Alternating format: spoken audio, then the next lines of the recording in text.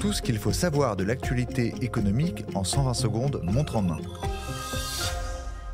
Une loi fiscale d'urgence, c'est ce que demandent 2 députés dans un courrier adressé au nouveau Premier ministre. Leur objectif est de prolonger certaines mesures fiscales, comme le dispositif Pinel, qui expire à la fin de l'année, ou encore d'acter l'extension du prêt à taux zéro, PTZ. Après la formation du gouvernement de François Bayrou, l'adoption du projet de loi de finances pour 2025 n'interviendra en effet pas avant plusieurs mois. Diviser sa facture d'électricité par 6, c'est ce que permet la rénovation énergétique de son logement. Le gestionnaire de biens Manda a comparé la facture d'électricité de 15 000 logements selon leur DPE. Pour un studio de 22 mètres carrés, noté A et bien isolé donc, la facture mensuelle s'élève à 39 €. Noté F, le même bien coûte 215 € par mois en électricité. Et la différence est davantage prononcée pour des logements plus spacieux.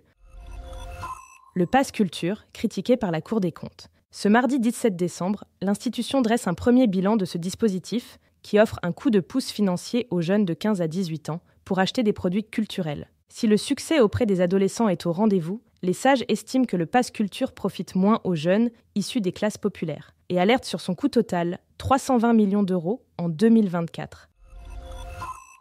Gare aux arnaques de Noël. Si vous faites partie de ceux qui privilégient le shopping en ligne, notamment pour éviter la foule en cette période de rush dans les magasins, soyez prudents. Prix trop alléchants, sites domiciliés à l'étranger, paiement non sécurisé. Capital vous donne quelques conseils pour éviter la fraude bancaire lors de vos achats sur le net. Ce podcast a été écrit par les journalistes de Capital et mis en voix par une intelligence artificielle. N'hésitez pas à vous abonner sur votre plateforme habituelle pour écouter chaque épisode dès sa sortie.